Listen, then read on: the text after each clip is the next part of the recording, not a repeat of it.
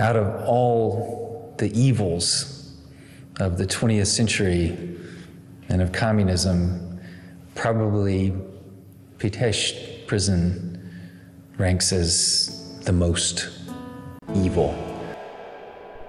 En psychologie expérimentale, le terme de régression désigne le processus par lequel, dans certaines circonstances, situations conflictuelles ou anxiogènes, hypnose, le comportement qui est habituel dans une situation donnée fait place à un comportement qui est caractéristique d'un stade de développement antérieur ou correspondant à un répertoire d'activités acquises dans le passé de l'individu, mais remplacées progressivement par des activités plus adaptées. La notion de régression est liée à l'idée d'une hiérarchie des instances contrôlant les différents niveaux d'activité.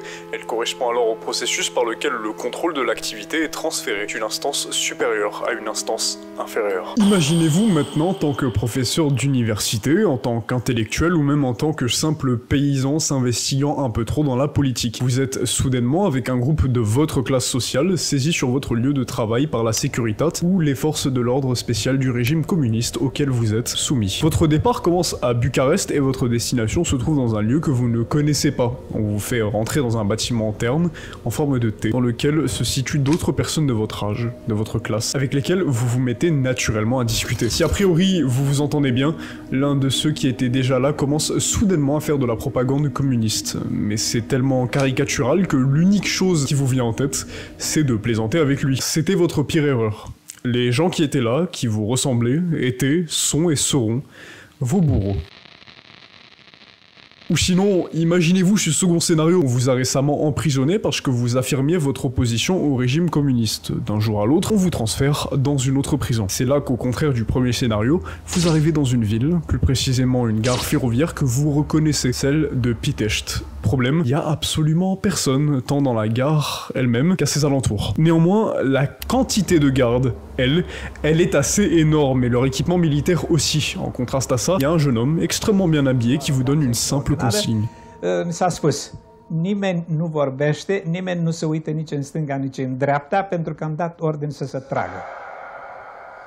Quand on parle d'atrocités de la Seconde Guerre mondiale, on peut plus ou moins faire une liste infinie. Pour autant, si toutes ces atrocités restent des atrocités, je pense qu'on peut tout de même, dans une moindre mesure, les hiérarchiser. Pour citer certains des cas des plus extrêmes, il y a les camps de concentration, les goulags ou l'unité 731, face à laquelle même les nazis ont pâli. Donc on pourrait penser que ça y est, c'est un peu ça le summum du sadisme humain. Le truc, c'est que déjà, il y a énormément d'horreurs dont on n'a même pas connaissance, et parfois je me dis que tant mieux. Ensuite, il y en a énormément qui sont moins, voire très peu connu juste. Pour le coup, je me dis aussi que dans ce cas-là, c'est mieux. On n'a pas besoin de tout savoir. Par là, par exemple, j'entends des trucs comme le massacre de Nanjing, dont je traiterai peut-être un jour, les camps de concentration américains. Là, en l'occurrence, on va se pencher sur un autre événement, plus ou moins après-guerre, qui a été initié en plein milieu de cette dernière. Il s'agit de l'expérience de Pitești, soit selon Alexander Solzhenitsyn, prix Nobel de littérature et survivant de multiples goulags, l'acte barbare le plus violent de notre monde contemporain. Néanmoins, si je m'autorise à parler de l'expérience de Pitești malgré son horreur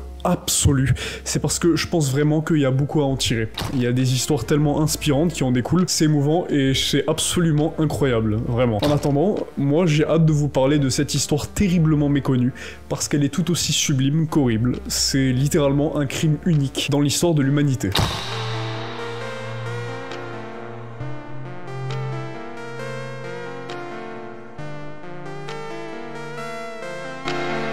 Mais avant ça, on va très brièvement devoir parler de communisme, parce que concrètement, c'est ce qui a justifié les atrocités que vous entendrez plus tard dans la vidéo. Pour ce faire, résumons grossièrement l'idée clé du communisme qui nous intéresse ici, créé par Karl Marx en compagnie de son collaborateur Engels, c'est le citoyen communiste parfait. Puisqu'à l'image des nazis qui avaient leur citoyen parfait avec le modèle arien, le communisme en avait un aussi, l'Homo soviéticus. Il se devait d'être altruiste, en bonne santé, musclé et activement propager la révolution communiste partout où il passait, y être abandonné corps et âme. Il ne devait pas être poussé par ses impulsions naturelles, soit agir selon sa personnalité, mais il devait apprendre à se maîtriser et à se conformer aux personnalités demandées par ses dirigeants. En somme, un espèce d'homme pavlovien, un homme qui n'est plus que réduit à un enchaînement de réactions face à un stimuli, un homme vide, sans âme, sans libre arbitre, qui est assujetti aux autorités, faire de l'humain, en somme, une simple marionnette fantomatique. Pour ce faire, les autorités des régimes totalitaires usent use d'abord de la terreur qui mènera ultimement à l'horreur. Un stade dans lequel on peut justement bourrer la personne d'idéologie communiste après l'avoir vidée. Ceci étant le but. On va juste maintenant faire une petite distinction entre ce qu'est la terreur et ce qu'est l'horreur. Vous allez comprendre pourquoi, ça va revenir tout du long de la vidéo. La terreur, c'est un état de peur profonde, intense et rampante qui vient généralement en prévision de quelque chose qui est horrifique. L'horreur, du coup, c'est avant tout une réaction en fait à quelque chose de terrifiant qui vient de se passer. L'horreur, c'est une souffrance infinie presque, qui dépasse toutes les limites physiques et psychiques et temporelles. L'horreur à Pitești, c'est le fait que les prisonniers savaient pertinemment que jamais ils n'allaient mourir. C'est de cette façon que l'horreur était présente à Pitești et qu'elle transcendait la mort elle-même, puisque la mort n'était pas accessible. Le but, c'était de vous maintenir en vie et de vous exterminer. Le problème avec le fait de forcer une idéologie sur un peuple, c'est que ça marche assez passivement dans certains pays et dans certaines conditions. Typiquement, je pense que si un peuple est dans la merde, il va pas trop tortiller du cul et va essayer de coopérer avec son gouvernement pour en tirer le meilleur. Par contre, il y a des situations où forcer un idéal sur des personnes qui ne le veulent pas, ça marche pas trop. Et vous voyez ce que c'est que le communisme, mais souvent ça mène à d'énormes abus, particulièrement à l'égard de trois groupes. Les intellectuels ou les universitaires, les personnes formées en somme, les gens qui juste s'intéressent à la politique, et pour finir, les religieux. C'est pour ça que sous des régimes communistes, il y a eu une quantité de massacres envers ces groupes vraiment absurde. La liste, pareil, elle est infinie. Donc, comment dire que quand l'URSS pose ses mains sur le pays le plus chrétien d'Europe après le Vatican, qui possède en plus de ça beaucoup d'universitaires, ça risque de pas trop bien se passer. Puisque la situation géographique de la Roumanie pendant la Seconde Guerre mondiale, elle a été très peu avantageuse, puisque souvent en fait ils étaient littéralement à la frontière entre les affrontements nazis et communistes. Ça a fait que la Roumanie a eu plusieurs bascules politiques tout du long de la guerre. Elle a commencé en 1939 par exemple à avoir de grosses sympathies allemandes, le gouvernement étant pro-Hitler, et ce de 1940 jusqu'à 1944. Sauf que ça s'est arrêté cette année-là à cause d'une défaite militaire nazie conséquente, qui rompra les liens avec la Roumanie, ce qui fait que 3 ans plus tard, l'événement décisif pointera de son nez. La monarchie roumaine est abolie, le pays devient alors une république populaire, parce qu'ils n'avaient pas le choix en fait. L'Union soviétique les menaçait activement. Maintenant qu'on comprend plus ou moins comment la Roumanie en est arrivée à être nazie dans un premier temps, soit parce que l'Allemagne avait l'avantage jusqu'en 1944, et que dans un second temps, elle est devenue communiste à cause du retrait allemand qui permettra à l'Union soviétique d'annexer politiquement la Roumanie, on va maintenant parler du centre pénitentiaire de Pitești. Cette partie sur le nazisme et le communisme, c'est important parce que Pitești, concrètement, c'est censé être entre deux grosses parenthèses. Un centre de rééducation pour opposants politiques. Sa construction, elle commence en 1939 sous Charles II, monarque à l'époque, et ce parce que, en fait, c'est ce mec qui fera que la Roumanie finisse par avoir des sympathies nazies. À présent, vous saisissez probablement en quoi Pitești serait un centre de rééducation pour opposants politiques, puisque dans ce genre de régime totalitaire, on peut pas s'opposer à la politique du pays. La rééducation se ferait donc en théorie sur le plan politique uniquement. On essayerait en effet de changer l'opinion des gens quant au nazisme par exemple, on les y détiendrait et on les y torturerait. Mais cette rééducation signant l'ouverture de la prison de Pitești commence en 1942, sous le régime nazi. En revanche, souvenez-vous, en 1947, il y a une bascule politique. La Roumanie devient communiste. Pour autant, la prison ou le centre de rééducation de Pitești ne ferme pas. Pendant une année supplémentaire, son fonctionnement, son objectif reste le même, qu'offrant en majorité des opposants politiques n'ayant commis aucun crime grave, qui sont du coup très souvent de simples étudiants. Mais il y a quelques instants, j'ai dit que le fonctionnement de la prison était resté le même pendant une unique année post-1947. Parce qu'en fait, en 1948, il y a la création de la Securitate. C'est concrètement le FBI roumain, sauf que c'est aussi connu comme étant l'une des autorités les plus violentes qu'il n'y ait jamais existé. Ils ont tué des centaines de milliers d'innocents et à leur apogée avaient près d'un demi-million d'agents secrets. C'est vertigineux. La Securitate, c'est le moyen par lequel le régime communiste faisait régner l'ordre. C'était extrêmement facile à l'époque de se faire emprisonner et ou carrément tuer par ces autorités si on était d'une manière ou d'une autre considéré comme étant une menace pour le régime ou que simplement on avait des valeurs contraires au communisme. Ça signifie que, comme on l'a vu au début, virtuellement, tout type de personne pouvait voir sa vie prendre fin en un instant. Ceux qui, en revanche, étaient très spécifiquement visés par le régime totalitaire, c'était les étudiants en université, les professeurs et toutes les personnes religieuses. Vous me demanderez peut-être pourquoi. Parce qu'en fait, un étudiant ou un prof, ça a trop de facultés critiques selon eux, et ce seraient les plus enclins à mener un coup d'état justement à cause de ces facultés critiques. Ça va même plus loin que ça en vrai. En sélectionnant les étudiants, on coupe en fait les générations en deux, et on peut simplement, dès la naissance, modeler les enfants de la génération suivante, puisque celle des parents a été assujettie au communisme. C'est pour vous dire à quel point c'est cruel. Quant aux religieux, il en va de soi, mais ils ne prêtent pas allégeance au régime communiste. Il n'est pas leur dieu, ils en ont un autre, et ne se conformeraient pas en fait à ce qui irait à l'encontre de leur religion. Ces facteurs-là pousseront la Securitat à mettre les bouchées doubles. Il faut d'une manière ou d'une autre briser leurs convictions, leur corps, une manière de tuer l'âme, de la remplacer par des actions parfaitement mécaniques et contrôlées pour user de ces hommes qui, une fois atteint ce niveau de déshumanisation, seront enfin utiles à la société communiste. Un protocole dit de démasquage a été créé pour ce faire. Il a pour but d'exterminer toute la pourriture de ceux qui ne sont pas communistes. Il se déroule ainsi en 4 étapes. La première étape, soit le démasquage externe, en somme, le détenu se devait de témoigner sa loyauté au communisme en dénonçant aussi les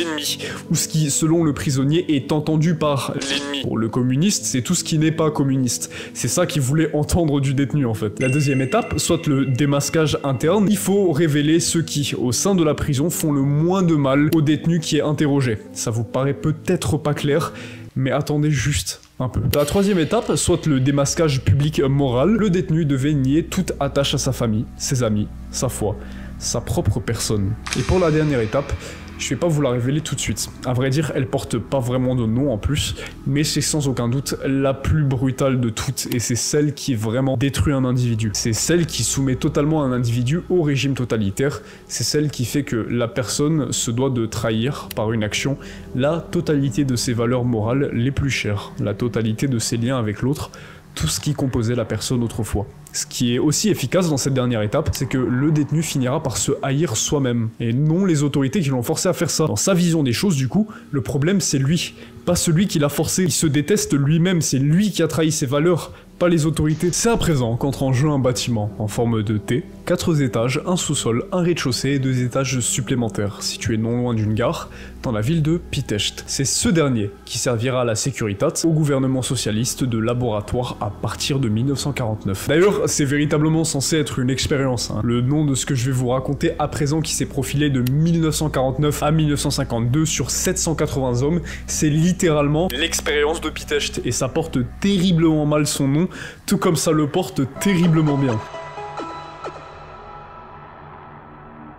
Au tout début de la vidéo, je vous avais donné 2 scénarios à la première personne. L'un est hypothétique, donc le second, tandis que le premier s'est véritablement déroulé de la sorte, et il s'agissait de l'arrivée à Pitești de Nicu Iunica. Néanmoins, nous, on va reprendre avec le second scénario, puisque c'est le plus fréquent. Après avoir été enlevés de leur lieu de travail ou d'études aux côtés d'autres personnes de leur génération, les détenus sont amenés à Pitești, et là, ça va plus ou moins dégringoler. En arrivant, aucune consigne ne vous est donnée, si ce n'est celle d'attendre dans votre cellule dans cette position. Vous n'avez ni le droit de parler, de changer de position, rien. Vous attendez jusqu'à ce qu'une procédure éducative ne soit employée sur vous. Mais l'attente n'est pas longue, puisque très vite débutent les violences physiques. La première est très commune dans ce genre de prison, les détenus se font passer à tabac par un groupe de gens qui n'arrêteront que lorsqu'ils seront fatigués. Il est facile pour certains détenus de remarquer un truc pendant ce passage à tabac, c'est que la plupart de ceux qui le font, ils sont habillés de la même façon que celui qui se fait tabasser. Ça paraît insensé. Y aurait-il comme des autorités qui s'infiltrent parmi les prisonniers pour essayer de faire ami-ami et en extirper des informations? Mais c'est pas ça.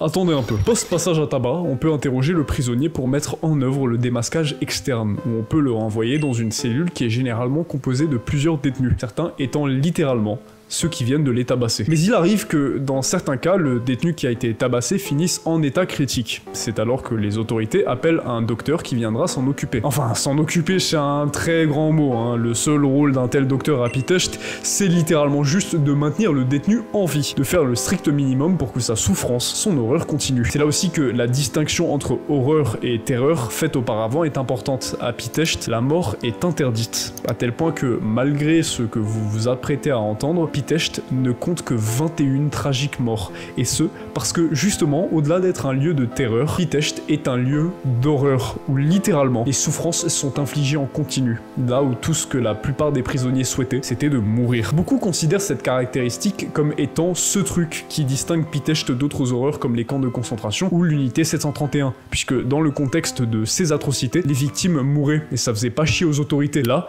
le but c'est de maintenir aussi longtemps que possible le détenu en vie. Et par la réduction à néant d'un individu, on entend là la suppression de son identité, par un remodelage idéologique par exemple qui se fait souvent dans un premier temps par des abus physiques. Ce qui fait un individu, c'est pas toujours juste ses opinions ou sa personnalité, c'est aussi les relations qu'il entretient avec l'autre. Donc régulièrement, les autorités sur les lieux mettaient en scène une sorte de fausse scène de confession où le détenu devait avouer des choses que jamais il n'a ne serait-ce que pensé. Cet acte est lié à la troisième étape, le démasquage public moral. On l'avait dit, mais c'était à l'égard de sa famille par exemple qui devait dire des trucs horribles, qu'il les détestait, qu'il veut les voir mourir et souffrir. Ses amis y passent aussi, ses co-détenus. Tous les liens d'amour sont rompus, même ceux que beaucoup de croyants entretenaient avec Dieu. Pour la situation de Dieu d'ailleurs, c'est légèrement différent. Ils avaient une quantité de tortures associées à la foi orthodoxe absolument absurde. Psychologiquement, pour attaquer Dieu, il y avait les confessions à son encontre, forçant les détenus à nier son existence, à l'insulter de tous les noms, à lire des passages d'une Bible falsifiée qui les forcera à blasphémer. Il y a aussi l'aspect physique lié à Dieu, la liturgie, c'est le nom pour la messe dans la foi orthodoxe, et là où habituellement, comme dans une messe, ils recevaient l'hostie, donc le pain et le chalice, le vin, à Pitești, ils faisaient cette même cérémonie, mais avec des excréments qui remplaçaient le pain et le vin. Vous vous en doutez, mais cette cérémonie qui est habituellement réalisée d'une manière bien spécifique et très religieuse, le sera aussi à Pitești, néanmoins de façon blasphématoire. Le détenu sera forcé à tout ingérer, et s'il venait à vomir, il devra ingurgiter le vomi de son co-détenu. C'est brouillon de comprendre à quelles étapes sont associées certaines de ces tortures, et vous vous en doutez, on le comprend assez vite, mais ce semblant de structure qui avait été donné initialement avec ces 4 étapes, très vite c'est juste devenu une anarchie sans nom, et c'est juste devenu des tortures incessantes. Les traces qui restaient au sol d'ailleurs étaient nettoyées de manière humiliante. Le prisonnier devait déposer un bout de tissu périmé dans sa bouche, se mettre à 4 pattes et nettoyer le sol. Mais cette position c'était vraiment une récurrence notable à Pitești. Ils pouvaient en groupe par exemple se mettre à 4 pattes et tourner autour d'un lit en bois pendant des heures, avec parfois un co-détenu sur leur dos ou plusieurs, et si jamais ils venaient à tomber, ils étaient soit répétitivement frappés sur la voûte du pied ou sur les mains. Le même Nicu Iunica cité précédemment nous raconte d'ailleurs un jeu employé fréquemment par les autorités sur place. Ils étaient mis en groupe de 3 avec des hommes de différentes tailles. Le plus petit se laissait tomber face contre terre sur la dureté du sol bétonné de Pitești. Il n'avait pas le droit d'user de ses mains. S'il le faisait, vous verrez bientôt.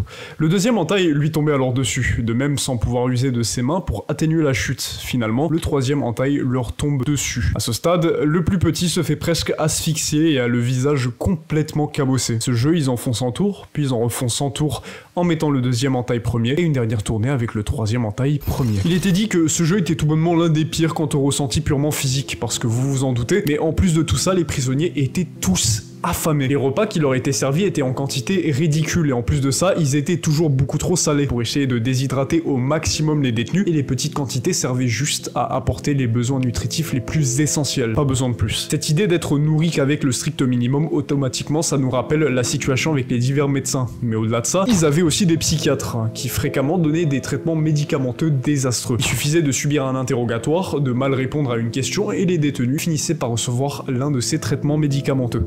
Au sujet des détenus qui avaient été supervisés par des psychiatres, le père Roman Brag, un survivant de l'expérience de Pitești, raconte qu'il arrivait fréquemment qu'ils disparaissaient pendant une très longue période allant jusqu'à 6 mois pour que d'un jour à l'autre, ils réapparaissent. Et que ce soit eux, vos bourreaux. C'est ça en fait la 4e étape. C'est celle qui a été sous-entendue depuis le début, c'est celle qui mettait le coup de grâce. Quasiment l'intégralité des tortures citées jusqu'ici étaient performées par des détenus envers d'autres détenus. Méfie-toi de moi, je suis étudiant, et ça doit t'en dire long. Méfie-toi non seulement de moi, mais de tous les étudiants, surtout de ceux qui sont tes amis. Ils peuvent te faire beaucoup de mal, surtout parce que tu ne peux pas distinguer sous le masque que chacun d'entre eux porte. Pour certains, c'est même un nouveau visage. Il n'y a plus qu'une abîme qui sépare ce que nous étions dans un passé récent et ce que nous voulions être. Éventuellement, ce sera vous qui finira en bourreau. Toute cette haine qui vous a consumé, qui vous mettait dans l'incompréhension quant au pourquoi un autre humain pourrait vous faire ça et vous ferait ça, elle est retournée. Vous avez trahi vos valeurs. vos liens. Vous êtes devenu tout ce que vous détestiez, et c'est là que le régime vous tient. Vous ne pouvez plus vous échapper. C'est vos amis qui vous dictaient dans quelle position vous alliez dormir cette nuit. Et si vous veniez à changer ne serait-ce que d'un centimètre la position qui vous a été dictée, vous pouviez vous faire brûler le corps par les cendres d'une cigarette, à tel point que, pour beaucoup de détenus, ils avaient une peau similaire à celle des lépreux. Certaines parties de leur corps avaient simplement pourri. Le pire étant qu'à Pitești, il n'y avait pas de douche. Votre âme était souillée en tandem avec votre corps, et vous ne pouviez purifier ni l'un ni l'autre. Mais vous voyez peut-être venir une immense contradiction avec ce genre de technique qui vise une régression psychique.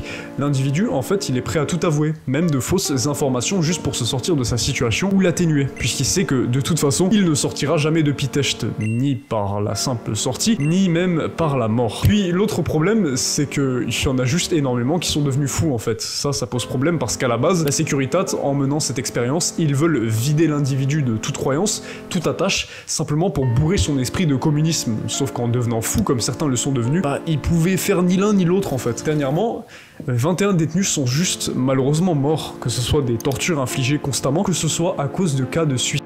Ceux de George Serban et de George Vatosoiu par exemple, le premier s'étant ouvert les veines et le deuxième s'étant jeté de la cage d'escalier pour échapper à leur horreur respective. Et je pourrais encore parler de différentes tortures pendant un long moment. Je pourrais creuser tant le plan physique que psychique, mais je pense qu'à un certain moment, ça sert plus à rien. Ça deviendrait juste déprimant de se dire que des humains ont pu faire certains des trucs des plus horribles que j'ai eu à lire. Et puis, il n'y a aucun intérêt à développer davantage quant à la conclusion que moi je veux faire. Parce qu'en 1952, l'expérience de Pitești prend enfin fin. En effet, cette année-là, un prisonnier inconnu a réussi à s'échapper de Pitești et a carrément réussi d'ailleurs à fuir la Roumanie, partant aussi loin que possible vers l'Occident, où il finira par réussir à entrer en contact avec la BBC. J'ai pas su trouver qui c'était, et en fait c'est parfaitement compréhensible, parce que cette personne n'a jamais révélé qui elle était. C'est lié aux notions de traumatisme qu'on va traiter d'ici peu. Cet ancien détenu, il décrira toute la situation à Pitești, en précisant qu'il s'agissait d'une espèce de prison top secrète. Ça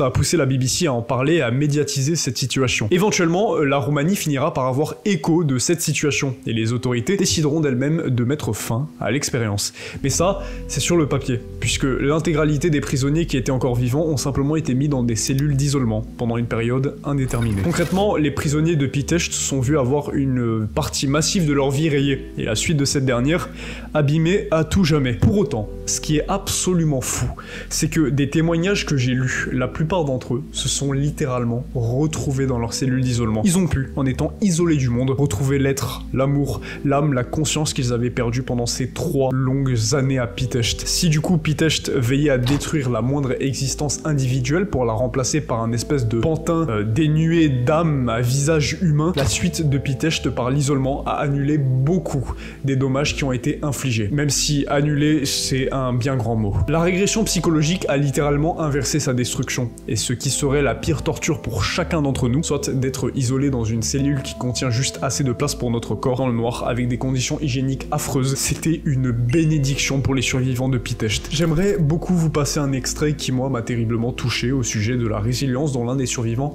cité dans cette vidéo, Roman Brag, a su démontrer. Mais quasi toutes mes vidéos récentes sont démonétisées, donc je vais essayer de garder la monétisation pour celle-ci. En somme, il explique que le moyen par lequel il a su se reconstruire, c'est par le pardon. Le père Roman Brag a pardonné ses ennemis. Pour ce faire, il évitait carrément de regarder les noms de ceux qui lui avaient causé du tort. Certes, il a encore leur visage en tête, et à cause du traumatisme que lui a infligé la Securitate, il tremble à chaque fois qu'il voit la police. Pour autant, il est en paix avec lui-même et avec autrui. Selon lui, le seul moyen d'expier cette haine consumante qui littéralement aurait pourri sa vie après Pitești, c'est par le pardon. Et même s'il s'agit d'un fait, que celui de pardonner qui est probablement extrêmement difficile, il n'en va que de soi, que ce soit aussi celui qui rapporte le plus à un être humain. Vous comprenez aussi pourquoi le mec qui a réussi à s'enfuir n'a jamais donné une quelconque identité. Il était simplement traumatisé par ce qu'il a vécu, et donner son identité, ça reviendrait à une potentielle retrouvaille de la part de la Securitate. Le traumatisme, c'est défini de la sorte. C'est une réaction à un événement ou à des événements violents inattendus ou accablants qui ne sont pas pleinement saisis au moment où ils se produisent, mais qui reviennent plus tard sous la forme de flashbacks répétés, de cauchemars et d'autres phénomènes répétitifs. Et avec l'horreur de Pitești, il y avait cette même structure de répétitivité, de récurrent, d'infini. Pitești, c'est un traumatisme infini et sur pattes. Pour autant, Il y a de la joie à tirer de cette affaire. Mais juste avant de continuer, je vous mets des liens en description pour aller mater certains reportages, certaines vidéos, certains articles qui de 1 sont très informatifs et de 2 tellement touchants parce que c'est juste impressionnant et pour moi, les survivants de Pitești sont des exemples d'humilité et de pardon. Là, j'ai cité 2 cas isolés de traumatisme et 1 cas de reconstruction, mais en vrai, il y en a quand même un paquet qui ont su s'en remettre à leur échelle. Il y a un autre père, le père Roman Braga, qui dit que sa vie lui a réellement été donnée qu'après Pitești. Et ça, pareil, c'est incroyable de se dire qu'on peut se remettre de ce genre de choses. On posait souvent cette question aux survivants, le comment ils ont survécu à ça, ils ne sont pas devenus fous. Et comme dans la philosophie de Kierkegaard, le plus important en fait, c'est d'être transcendé par quelque chose. Souvent, vu qu'on était en Roumanie, c'était Dieu, mais on entendait très souvent aussi la famille, le travail. En fait, ce qu'ils faisaient pour survivre et ne pas devenir fous, c'est ce que le régime communiste rêvait de pouvoir faire, mais n'y arrivait jamais. Les détenus de Pitești, ils ont abandonné leur personne pour s'en sortir. Ils ne pensaient plus à leur personne et à leur souffrance, et ils se concentraient sur autrui, sur leur famille par exemple. Cette histoire, si j'en parle avant tout, c'est purement pour vous partager les mots de ces braves hommes qui ont vécu les pires atrocités contemporaines, et qui, malgré tout, ont su se reconstruire. Tout comme la semaine dernière, je veux que vous preniez la résilience de ces personnes en exemple. Vous pouvez y arriver, comme eux ils ont réussi. Peu importe la quantité d'années qui a été rayée de votre vie, qui a été inutile, les quantités d'années de souffrance que vous avez vécues, ils ont réussi. Et c'est juste un signe que vous pouvez réussir aussi à surmonter certaines des horreurs de votre propre vie. En attendant, j'aimerais conclure par ce qui est arrivé aux dirigeants de l'expérience de Pitești et ce qui est arrivé au centre pénitentiaire de Pitești.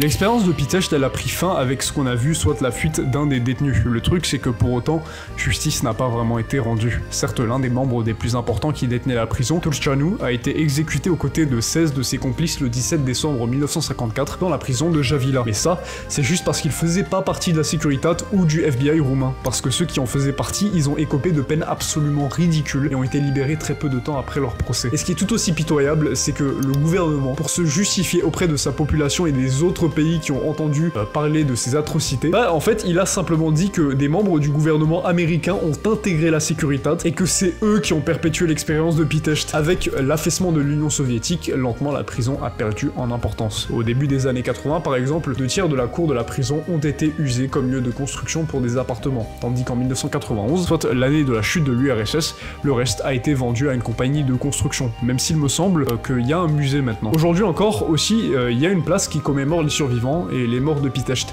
Tant cet événement a marqué la Roumanie et assez régulièrement il y a des rassemblements qui prennent place pour faire honneur à ces braves gens qui ont traversé l'enfer. Plein d'illustrations d'ailleurs que je vous ai montrées tout du long de la vidéo ont été réalisées par un homme du nom de Sorin Ferraru, qui a eu un entretien avec les prisonniers qui lui ont demandé de mettre en fait en exergue leur souffrance. Il raconte à ce sujet une anecdote que je trouve très touchante. Un jour, un petit comité d'ex-prisonniers s'est pointé chez lui. Il a salué ses parents et est monté à l'étage dans le studio de l'artiste. En y arrivant, ils ont vu les peintures et pendant plusieurs minutes sont restés silencieux, immobiles, fixant les tableaux.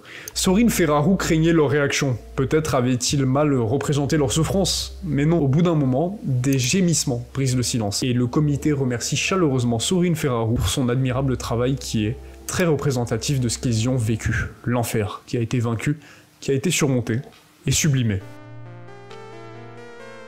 Bon, eh bien, j'espère encore une fois que cette vidéo plus courte vous aura plu. J'attendais impatiemment de traiter de ce sujet, et il était temps. Cette histoire, je la trouve incroyablement inspirante, un peu à l'image de celle de la semaine dernière, puisqu'il s'agit de 2 histoires absolument tragiques, qui étonnamment finissent assez bien. Si jamais j'ai fait une faute sur quoi que ce soit, n'hésitez pas à me le faire remarquer. C'est un sujet lourd et compliqué, j'ai tenté d'en faire une synthèse assez digeste. En attendant, je vous souhaite de passer une excellente journée, ou une excellente soirée.